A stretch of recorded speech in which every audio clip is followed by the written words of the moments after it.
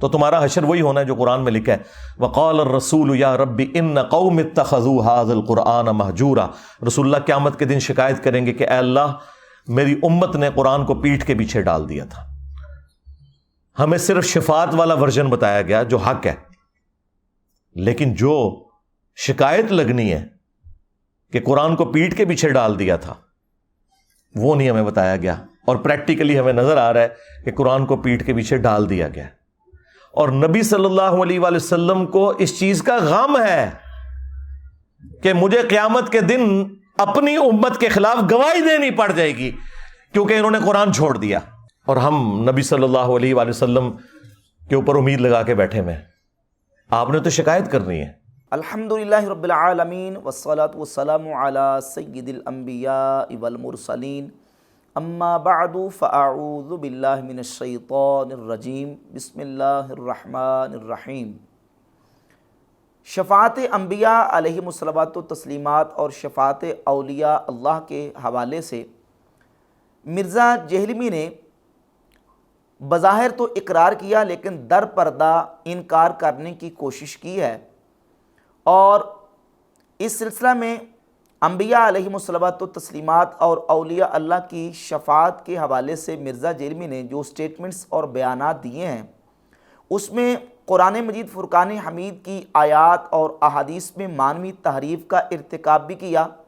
اور اہل سنت و جماعت کے اوپر مرزا جہلمی نے ایک افتراء اور بہتان بھی باندھا ہے۔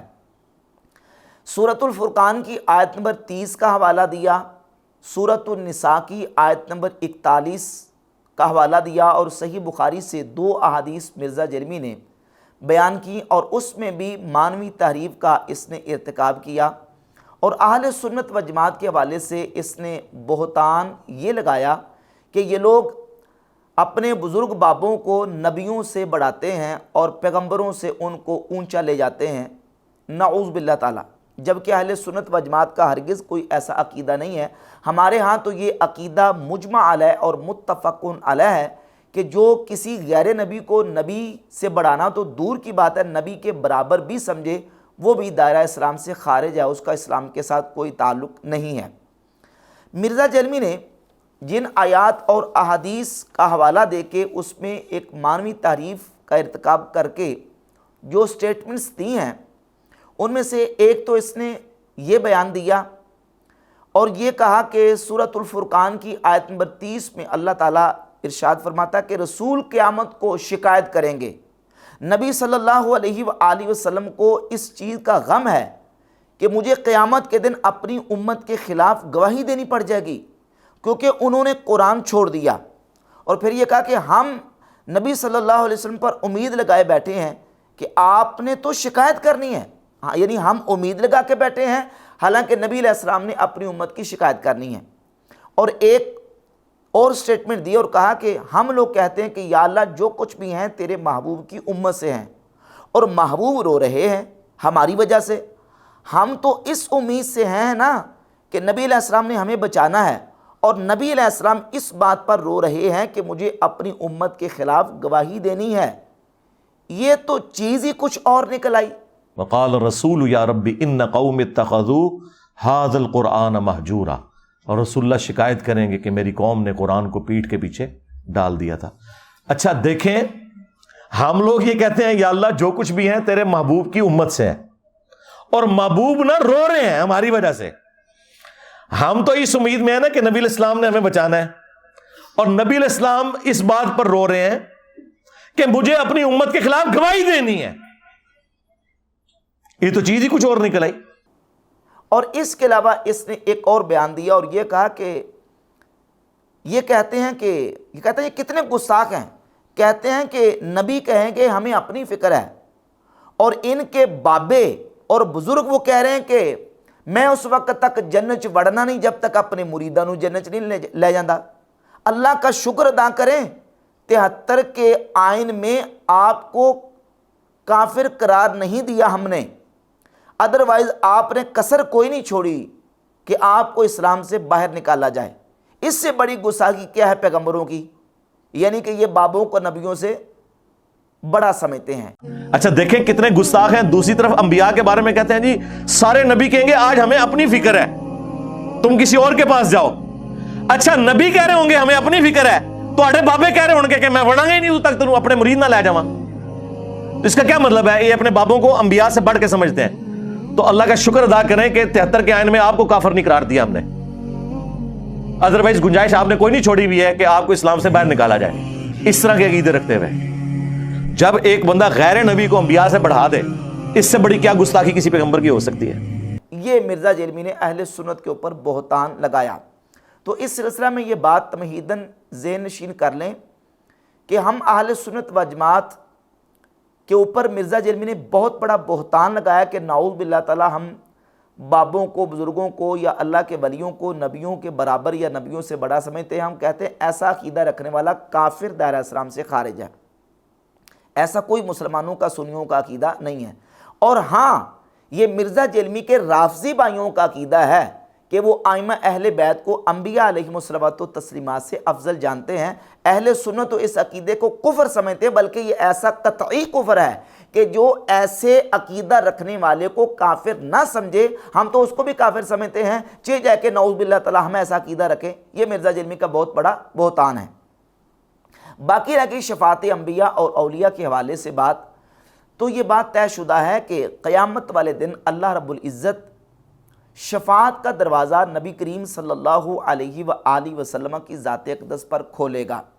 मुस्नद अहमद इब्न हम्बल के अंदर 14,721 नंबर हदीस है। हज़रत जाबिर रज़ियल्लाहु ताला अन्हु रावी हैं, हत्ता तहिल्ल शफ़ाअ, हत्ता कि शफ़ात हलाल होगी, फ़यशफ़ऊन, फिर अंबिया अलैहिमुस्सलातो तस्लीमात और फिर सारी जो अल्लाह के नेक बंदे हैं, महबूब बंदे हैं, औलिया, अंबिया और शुहदा, सिद्दीकीन, वो बाद में शफ़ात करेंगे। सबसे पहले शफ़ात नबी करीम अलैहिस्सलाम के लिए उसका दरवाज़ा खोला जाएगा और नबी करीम अलैहिस्सलाम को अल्लाह रब्बुल इज़्ज़त शफ़ात कुबरा का मनसब अता फरमाएगा। और हुज़ूर अलैहिस्सलाम अल्लाह रब्बुल इज़्ज़त की बारगाह में सर सजदे में रखेंगे। मुस्नद अहमद इब्न हम्बल के अंदर हदीस है, हदीस नंबर 15, हज़रत सैयदना अबू बकर सिद्दीक़ रज़ियल्लाहु ताला अन्हु इस हदीस के रावी हैं कि नबी पाक सल्लल्लाहु अलैहि वसल्लम को अल्लाह रब्बुल इज़्ज़त इज़न देगा। फिर अल्लाह रब्बुल इज़्ज़त की बारगाह में हुजूर अपना सर मुबारक सजदे में रख देंगे। अल्लाह रब्बुल इज़्ज़त फरमाएगा, सही बुखारी के अंदर 335 नंबर और दीगर मकामात पर यह हदीस है कि हुजूर अलैहिस्सलाम एक हफ्ता भर अल्लाह रब्बुल इज़्ज़त की बारगाह में सर सजदे में रखेंगे। फिर अल्लाह रब्बुल इज़्ज़त फरमाएगा, इरफा रासा का सल तोता वशफा तो शफ़ा, ऐ महबूब अपना सर उठाइए, मांगे जो मांगेंगे दिया जाएगा, सवाल करें जो सवाल करेंगे अता किया जाएगा, जिसकी शफ़ात करेंगे कबूल की जाएगी। नबी पाक अलैहिस्सलाम जब अल्लाह की बारगाह में शफ़ात करेंगे, सुम्मा युक़ालू उदउ सिद्दीक़ीन, फिर कहा जाएगा सिद्दीकीन को बुलाया जाए, फ़यशफ़ऊना, फिर सिद्दीकीन शफ़ात करेंगे। सुम्मा युक़ालू, फिर कहा जाएगा उदउल अंबिया, नबियों को बुलाया जाए। फिर नबी आएंगे, एक नबी आएगा, उसके साथ एक गुरोह होगा। एक नबी ऐसे आएंगे कि उनके साथ 5 लोग होंगे, किसी के साथ 6 अफराद होंगे, और कोई नबी ऐसा होगा कि वलैसा माहू अहदुन, उसके साथ कोई एक फ़र्द भी नहीं होगा। सुम्मा युक़ालु उदउ शुहदा, फिर कहा जाएगा शहीदों को बुलाया जाए। फ़यशफ़ऊना लिमन अरादू, फिर शहीद जिस चीज़ के बारे में इरादा करेंगे, जिस चीज़ के बारे में चाहेंगे, शहीद अल्लाह की बारगाह में उसकी शफ़ात करेंगे। सबसे पहले शफ़ात का इज़्ज़त नबी करीम अलैहिस्सलाम को दिया जाएगा और हुजूर के बाद फिर बाकी अंबिया, शुहदा, फरिश्तों को और शहीदों को और मोमिनीन और सालिहीन को इसका इज़्ज़त दिया जाएगा। अब ये जो हदीस है कि नफ्सा नफ्सी का आलम होगा और हर एक को अपनी फ़िक्र होगी, ये कब होगा? ये तब जब नबी करीम अलैहिस्सलाम अभी शफ़ात नहीं करेंगे, जब अभी हुजूर शफ़ात के मनसब पर फायज़ होंगे और शफ़ात का दरवाज़ा हुजूर पर नहीं खुलेगा, तो तब ये मामला होगा। जब नबी करीम अलैहिस्सलाम शफ़ात कर चुके होंगे, हुजूर के शफ़ात करने के बाद अंबिया भी शफ़ात करेंगे। मुस्नद अहमद इब्न हम्बल की हदीस नंबर 15 का हवाला मैंने दिया, अंबिया भी शफ़ात करेंगे और शहीद भी शफ़ात करेंगे, फरिश्ते भी शफ़ात करेंगे। और सही बुखारी के अंदर हदीस है, हदीस नंबर 7439, इसमें लफ्ज़ है फ़यशफ़उन नबियूना वल मलाइकतु वल मुमिनूना, अंबिया भी शफ़ात करेंगे, فرشتے بھی شفاعت کریں گے اور ایمان والے بھی شفاعت کریں گے۔ نبی پاک صلی اللہ علیہ وآلہ وسلم فرما رہے ہیں کہ نبی بھی شفاعت کریں گے، شہید بھی شفاعت کریں گے، ملائکہ بھی شفاعت کریں گے، ایمان والے بھی شفاعت کریں گے، لیکن ان سب کی شفاعت کب ہوگی؟ جب کہ نبی کریم علیہ السلام شفاعت کبریٰ کے منصب پر فائز ہو کے شفاعت کر چکے ہوں گے، تو سب کو اذن ملے گا، لیکن اذن حضور کے بعد ملے گا۔ اب وہ جو معاملہ ہے کہ نفسا نفسی کا عالم ہوگا اور ہر ایک کو اپنی فکر ہوگی، وہ حضور کی شفاعت سے پہلے ہوگا۔ نبی کریم علیہ السلام کے بعد تو اولیاء، انبیاء اور صالحین اور شہید اور تمام فرشتے اللہ کی بارگاہ میں شفاعت کریں گے۔ اور اسی حدیث 7439 نمبر صحیح بخاری کی حدیث کے اندر ہے، فَمَا أَنْتُمْ بِأَشَدَّ لِي مُنَاشَدَةً فِي الْحَقِّ قَدْ تَبَيَّنَ لَكُم مِّنَ الْمُؤْمِنِينَ يَوْمَئِذٍ لِلْجَبَّارِ۔ حضور خود فرماتے ہیں کہ جیسے تم مجھ سے کوئی چیز مانگتے ہو نا، مجھ سے کسی چیز کا شدت کے ساتھ سوال کرتے ہو، اللہ رب العزت کی بارگاہ میں اس سے زیادہ ایمان والے شدت سے اپنے بھائیوں کے لیے شفاعت کا مطالبہ کریں گے۔ اور یہی حدیث سنن نسائی کے اندر 5013 نمبر اور ایک نسخے کے مطابق 5020 نمبر آئی، تو نبی پاک صلی اللہ علیہ وآلہ وسلم ارشاد فرماتے، قیامت والے دن جب اہل ایمان اللہ رب العزت کی بارگاہ میں حاضر ہوں گے تو حضور فرماتے، ما مجادلۃ احدکم فی الحق یکون لہ فی الدنیا باشد مجادلۃ من المؤمنین لربہم فی اخوانہم الذین ادخلوا النار۔ قیامت والے دن اہل ایمان مومنین اللہ تعالیٰ کی بارگاہ میں اس حالت میں اللہ کی بارگاہ میں مجادلہ کریں گے اپنے ایمان والے بھائیوں کے لیے جو جہنم میں داخل کر دیے گئے۔ حضور فرماتے ہیں تمہارا ایک دوسرے کے ساتھ دنیا میں جو مجادلہ کرنا ہے، اس سے زیادہ ایمان والے اللہ کی بارگاہ میں مجادلہ کریں گے۔ مرزا اور مرزا کے فالورز اس حدیث کو سنیں، حدیث نمبر 5013 ہے سنن نسائی کی، اور یہی 7439 نمبر حدیث ہے صحیح بخاری کے اندر۔ الفاظ مختلف ہیں، سنن نسائی کے الفاظ یہ ہیں کہ ایمان والے اللہ کی بارگاہ میں مجادلہ کریں گے، جھگڑا کریں گے اللہ کی بارگاہ میں کہ یا اللہ یہ ہمارے بھائی ہیں، تو نے ان کو جہنم میں داخل کر دیا ہے، تو یا اللہ ان کی بخشش فرما دے، ان کو جنت میں داخلہ عطا فرما دے۔ اللہ کی بارگاہ میں مجادلہ کریں گے، اور یہ مجادلہ بطور ادلال ہوگا، بطور ناز کے ہوگا، یعنی اللہ کی بارگاہ میں انہیں جو شان محبوبی اور جو اللہ تعالیٰ کی بارگاہ میں وجاہت حاصل ہے، اس وجاہت اور شان محبوبی کی بنیاد پہ اللہ کی بارگاہ میں بطور ادلال وہ مجادلہ کریں گے، ناز کے ساتھ بات کریں گے۔ اللہ انہیں اذن دے گا، اجازت دے گا، اور پھر اللہ تعالیٰ کی بارگاہ میں جب وہ عرض کریں گے تو اللہ تعالیٰ فرمائے گا کہ جاؤ تم جن جن کو پہچانتے ہو، فَأَخْرِجُوا مَنْ عَرَفْتُم مِّنْهُمْ، جن جن کو تم پہچانتے ہو ان کے چہروں سے ان کو جہنم سے نکال کے لے کے آؤ۔ حتیٰ کہ پوری لمبی حدیث ہے، جس کے ذرہ برابر بھی جس کے دل میں ایمان ہوگا، اللہ تعالیٰ کے اذن سے پھر وہ اہل ایمان ان جہنمیوں کو جہنم سے نکال کے لے کے آئیں گے۔ اور اس کے علاوہ ایک اور حدیث حضرت ابو بکرہ رضی اللہ تعالیٰ عنہ سے مسند احمد ابن حنبل میں، ثم یؤذن للملائکہ والنبیین والشہداء، نبی کریم علیہ السلام نے فرمایا پھر ملائکہ کو اذن دیا جائے گا، نبیوں کو اذن دیا جائے گا، اور شہداء کو اذن دیا جائے گا، ان یشفعوا فیشفعون ویخرجون ویشفعون ویخرجون ویشفعون ویخرجون۔ نبی کریم علیہ السلام فرماتے ہیں کہ وہ شفاعت کریں گے اور جہنمیوں کو جہنم سے نکالیں گے، شفاعت کریں گے اور نکالیں گے، شفاعت کریں گے نکالیں گے۔ ویشفعون ویخرجون من کان فی قلبہ ما یزن ذرۃ من ایمان، جس کے دل میں ذرے کے برابر بھی ایمان ہوگا وہ اس کو بھی جہنم سے نکال کر لے کے آئیں گے۔ اب دیکھیے کہ مرزا جیلمی نے جو سٹیٹمنٹ دی ہے کہ دیکھیے نبی تو نفسا نفسی کر رہے ہوں گے اور ان کو تو اپنا فکر ہوگا، اور یہ کہتے ہیں ہمارے بابے بزرگ جو ہے نا وہ اہل جہنم کو جہنم سے نکال کے لے کے آئیں گے، تو یہ تو نبیوں کی گستاخی کر رہے ہیں۔ تو مرزا صاحب کیا یہ گستاخی حدیث میں نعوذ باللہ تعالیٰ نبی علیہ السلام نے اس کی دعوت دی علیہ باللہ تعالیٰ؟ اگر یہ گستاخی ہے، حضور تو خود فرما رہے ہیں کہ اہل ایمان اللہ کی بارگاہ میں اذن لے کے اللہ کی بارگاہ میں ان اہل ایمان کی شفاعت کریں گے جن کو اللہ تعالیٰ نے جہنم میں داخل کر دیا ہوگا، اور صرف اس طرح نہیں بلکہ حضور فرماتے ہیں مجادلہ کریں گے اللہ کی بارگاہ میں، اللہ کی بارگاہ میں جھگڑا کریں گے بطور ناز کہ یا اللہ تو نے ان کو جہنم میں داخل کر دیا ہے، یا اللہ ان کو جہنم سے نکال دے۔ تو اللہ تعالیٰ پھر ان کو اذن دے گا اور وہ اللہ کی بارگاہ میں شفاعت کر کے ان کو جہنم سے نکال کے لے کے گے، جن جن کو پہچانتے ہوں گے۔ لمن ارادو، شہداء جن کے بارے میں ارادہ کریں گے ان کو جہنم سے نکال کے لے کے آئیں گے۔ تو یہ آیات اور احادیث کا جو مطلب مرزا جیلوی نے نکالا ہے یہ ہرگز مطلب نہیں بنتا۔ تو تمہارا حشر وہی ہونا ہے جو قرآن میں لکھا ہے، وقال الرسول یا رب ان قوم اتخذوا هذا القرآن مہجورا۔ رسول اللہ قیامت کے دن شکایت کریں گے کہ اے اللہ میری امت نے قرآن کو پیٹھ کے پیچھے ڈال دیا تھا، ہمیں صرف شفاعت والا ورژن بتایا گیا جو حق ہے، لیکن جو شکایت لگنی ہے کہ قرآن کو پیٹھ کے پیچھے ڈال دیا تھا وہ نہیں ہمیں بتایا گیا، اور پریکٹیکلی ہمیں نظر آ رہا ہے کہ قرآن کو پیٹھ کے پیچھے ڈال دیا گیا،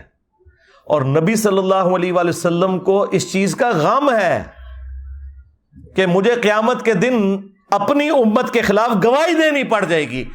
کیونکہ انہوں نے قرآن چھوڑ دیا۔ اب مرزا نے جس آیت کا سہارا لے کے یہ کہا ہے کہ نبی صلی اللہ علیہ وآلہ وسلم اپنی امت کی قیامت والدین شکایت کریں گے، اس آیت کی طرف ہم آتے ہیں۔ سورۃ الفرقان کی آیت نمبر 30 میں اللہ رب العزت ارشاد فرماتا ہے، وقال الرسول یا رب ان قوم اتخذوا هذا القرآن مہجورا، اور رسول نے عرض کی کہ اے میرے رب میری قوم نے اس قرآن کو چھوڑنے کے قابل ٹھہرا لیا۔ وقال، قالا صیغہ واحد مذکر غائب ماضی کا ہے، اور اس کا تعلق ماضی کے ساتھ ہے کہ رسول صلی اللہ علیہ وآلہ وسلم نے اپنی قوم کی شکایت کی اللہ کی بارگاہ میں، اور وہ شکایت کر دی، عرض کر دی۔ اس کا تعلق زمانہ ماضی کے ساتھ ہے، اور اس آیت کی تفسیر میں مفسرین کی تفاسیر کو اٹھا کر دیکھ لیں۔ یہ میرے پاس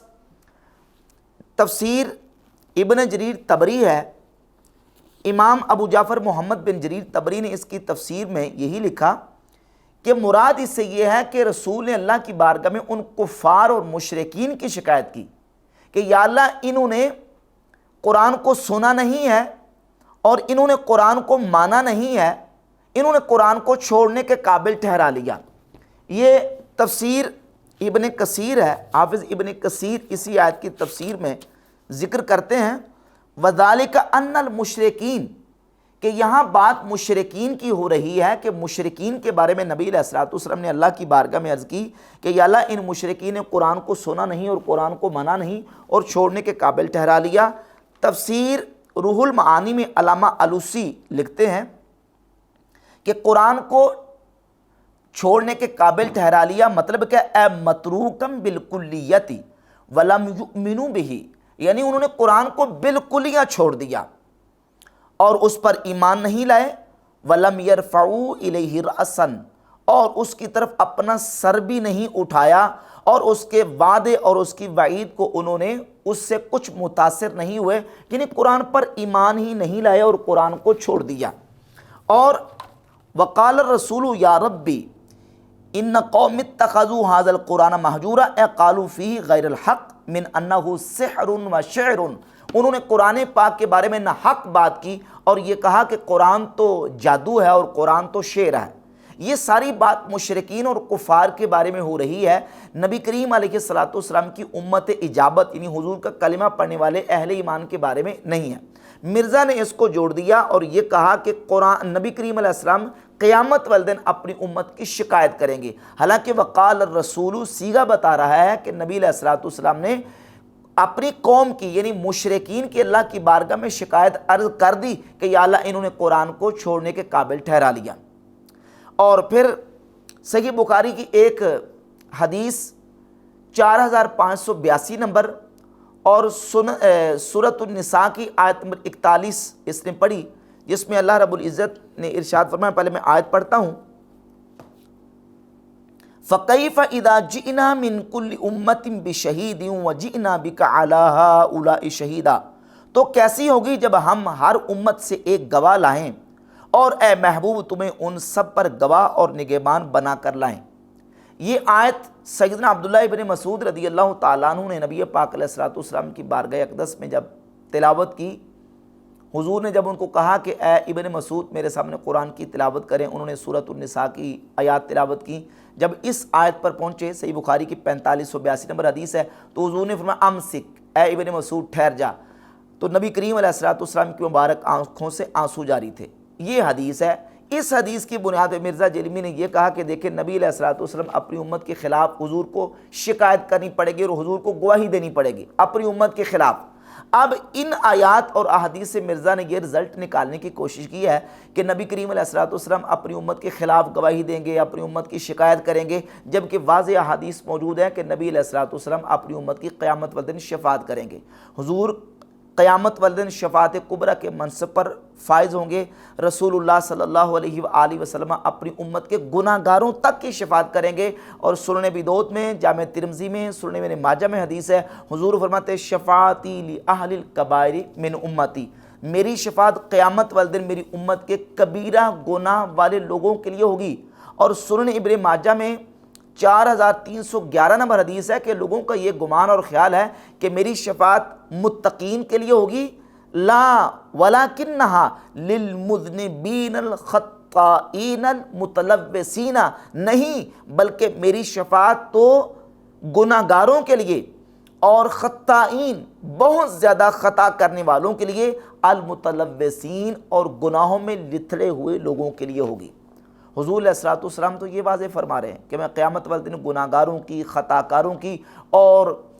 گناہوں کے اندر لتھڑے ہوئے جو لوگ ہیں ان کی بھی قیامت والے دن شفاعت کروں گا۔ آپ صلی اللہ علیہ وآلہ وسلم کے بارے میں یہ کہنا کہ حضور اپنی امت کی قیامت والے دن شکایت کریں گے اور امت کے خلاف گواہی دیں گے، احادیث کیا بتا رہی؟ احادیث تو یہ بتا رہی ہیں کہ نبی کریم علیہ الصلوۃ والسلام اپنی امت کی شفاعت کریں گے۔ ہاں، شفاعت کا اذن سب سے پہلے نبی کریم علیہ الصلوۃ والسلام کو دیا جائے گا اور حضور شفاعت کبریٰ کے منصب پہ فائز ہوں گے۔ آپ صلی اللہ علیہ وآلہ وسلم کے بعد پھر انبیاء علیہ الصلوۃ والتسلیمات، صدیقین، شہداء، فرشتوں اور اہل ایمان کو اللہ رب العزت شفاعت کا اذن دے گا، اور اہل ایمان پھر اللہ تعالیٰ کی بارگاہ میں اس انداز سے مومنین کی، اپنے مسلمان بھائیوں کی، اہل ایمان کی شفاعت کریں گے کہ اللہ کی بارگاہ میں مجادلہ کریں گے۔ سنن نسائی کی 5013 نمبر حدیث اور صحیح بخاری کی 7439 نمبر حدیث کے مضمون کے مطابق حضور خود فرماتے ہیں کہ جس طرح تم مجھ سے سوال کرتے ہو، اس سے زیادہ شدت کے ساتھ اہل ایمان اللہ کی بارگاہ میں اپنے مومن بھائیوں کے لیے سوال کریں گے شفاعت کا، اور اللہ کی بارگاہ میں مجادلہ کریں گے۔ سنن نسائی کی 5013 نمبر حدیث کے مطابق مجادلہ کریں گے کہ یا اللہ ہمارے یہ بھائی، ان کو تو نے جہنم میں داخل کر دیا ہے، تو ان کو یا اللہ ان کی بخشش فرما دے، ان کو جہنم سے نکال دے۔ تو اللہ تعالیٰ فرمائے گا کہ جاؤ، جن جن کو تم پہچانتے ہو ان کو پہچان کے تو جہنم سے نکال کے لے آؤ۔ جب شہداء کو اذن دیا جائے گا تو شہداء پھر شفاعت کریں گے۔ مسند احمد ابن حنبل کی حدیث کے مطابق لمن ارادو، جس کے بارے میں وہ چاہیں گے ان کی شفاعت کر کے ان کو جہنم سے نکال کے لے کے آئیں گے۔ اس سلسلے میں مرزا جیلمی نے صحیح بخاری سے ایک اور حدیث بھی بیان کی 3073 نمبر کہ نبی کریم صلی اللہ علیہ وآلہ وسلم نے فرمایا کہ تم اس حالت میں قیامت والے دن میرے پاس نہ آنا، لا الفین احدکم یوم القیامت علی رقبتہ شاۃ لہا ثغاء، کہ میں تمہیں قیامت والے دن کسی کو اس حالت میں نہ پاؤں کہ تم میں سے کسی کی گردن پر ایک بکری ہو اور وہ بکری چیخ رہی ہو، اور اس حالت میں تم نہ ہو کہ تم میں سے کسی کی گردن پر گھوڑا ہو اور وہ گھوڑا چیخ رہا ہو، اور تم میں سے کوئی شخص یہ کہے یا رسول اللہ اغثنی، اے اللہ کے رسول میری مدد فرمائیں، فاقول لا املک لک شیئا، اور میں کہوں کہ میں تمہارے لیے مالک نہیں ہوں کسی شے کا، تو تم اس حالت میں میرے پاس نہ آنا۔ تو اس سے رزلٹ یہ نکالا کہ دیکھو نبی صلی اللہ علیہ وآلہ وسلم تو یہ بیان کر رہے ہیں کہ تم اس حالت میں میرے پاس نہ آنا، یعنی میں تمہارے قیامت والے دن کسی کام نہیں آ سکوں گا، یہ رزلٹ نکالنے کی کوشش کر رہا ہے، جبکہ اس حدیث سے یہ رزلٹ نہیں نکلتا۔ اگر اس حدیث سے یہ رزلٹ نکلتا ہے تو صحیح بخاری ہی کی 1475 نمبر حدیث کے اندر خود نبی کریم علیہ الصلوۃ والسلام فرماتے ہیں کہ ساری مخلوق خدا اکٹھی ہوگی، کذالک استغاثوا بآدم، استغاثہ یستغیث، استغاثہ سے ہی اغثنی کا صیغہ ہے، اغثنی امر کا صیغہ ہے، یا رسول اللہ میری فریاد کو پہنچی ہے۔ حضور اس میں یہ فرما رہے ہیں 1475 میں کہ استغاثوا بآدم، پھر ساری مخلوق آدم علیہ السلام سے فریاد کرے گی، استغاثہ کرے گی، پھر موسیٰ علیہ السلام سے استغاثہ کرے گی، ثم بمحمد صلی اللہ علیہ وآلہ وسلم، پھر محمد صلی اللہ علیہ وآلہ وسلم سے استغاثہ کریں گے۔ جب نبی کریم علیہ السلام سے آ کے استغاثہ کریں گے، حضور کی بارگاہ میں فریاد کریں گے، تو رسول اللہ صلی اللہ علیہ وسلم کیا فرماتے ہیں؟ حضور فرماتے ہیں کہ پھر جب مجھ سے استغاثہ کریں گے فَيَشْفَعُ لِيُقْضَى بَيْنَ الْخَلْقِ فَيَمْشِي حَتَّى يَأْخُذَ بِحَلْقَةِ الْبَابِ فَيَوْمَئِذٍ يَبْعَثُهُ اللَّهُ مَقَامًا مَحْمُودًا۔ اللہ تعالیٰ حضور علیہ السلام کو مقام محمود پہ کھڑا کرے گا، حضور دروازے کا پھر جو ہے وہ حلقہ پکڑ لیں گے جنت کے دروازے کا، اور نبی کریم علیہ السلام شفاعت کبریٰ کے منصب پر مامور ہوں گے اور حضور مخلوق کی شفاعت کریں گے۔ جب مخلوق حضور کی بارگاہ میں استغاثہ کرے گی تو اس استغاثے کے بدلے میں، اس فریاد کے بدلے میں حضور ان کی فریاد کو پہنچیں گے اور نبی کریم علیہ السلام ان کی شفاعت کریں گے۔ حضور تو خود فرمانے کہ جب ساری مخلوق میرے پاس اکٹھی ہو گیا گی میں ان کی شفاعت کروں گا، میں ان کی فریاد کو پہنچوں گا۔ اب یہ جو حدیث ہے 3073 کہ جب تم میں سے میری بارگاہ میں کوئی شخص اس حالت میں آئے گا کہ اس کے گردن پر بکری ہوگی، اس کی گردن پر گھوڑا ہوگا اور وہ چیخ رہا ہوگا، تو مجھ سے آ کے یہ کہے گا اغثنی یا رسول اللہ، اے رسول اللہ میری فریاد کو پہنچے، اور میں کہوں گا لا املک لک شیئا، میں تمہارے لیے کسی شے کا مالک نہیں ہوں۔ اس میں نبی کریم علیہ السلام نے ملکیت ذاتی کی نفی کی ہے۔ ملکیت ذاتی کی ایک تو نفی کی ہے، اور دوسرا اس بات کی نفی کی ہے کہ تم اس حالت میں میرے پاس نہ آنا۔ لیکن اگر جب گناہگار حضور کی بارگاہ میں قیامت والے دن آئیں گے تو وہ گناہ کر کے ہی آئیں گے نا۔ جب حضور فرما رہے کہ شفاعتی لأہل الکبائر من امتی، سنن ابی داؤد میں، جامع ترمذی، سنن ابن ماجہ میں صحیح حدیث ہے کہ میری شفاعت میری امت کے کبیرہ گناہ والے لوگوں کے لیے ہوگی، تو اس میں نبی کریم علیہ السلام نے جو نفی کی ہے وہ ملکیت ذاتی کی نفی کی ہے، جو اذن حضور کو اللہ رب العزت دے گا اس کی نفی نہیں کی، اور وہ اذن اللہ تعالیٰ نبی علیہ السلام کو دے گا، جو کہ 1475 نمبر حدیث کے اندر موجود ہے کہ ساری مخلوق حضور سے استغاثہ کرے گی اور حضور سے کہیں گے کہ یا رسول اللہ ہماری مدد کیجیے، اور حضور ان کی مدد کریں گے اور ان کی فریاد کو پہنچ کے حضور ان کی شفاعت فرمائیں گے۔ ان احادیث سے نبی علیہ السلام کی شفاعت کی نفی نہیں ہوتی، جو کہ مرزا جیلمی نے در پردہ انبیاء علیہ الصلوۃ والتسلیمات کی اور اولیاء اللہ کی شفاعت کی نفی کرنے کی کوشش کی ہے۔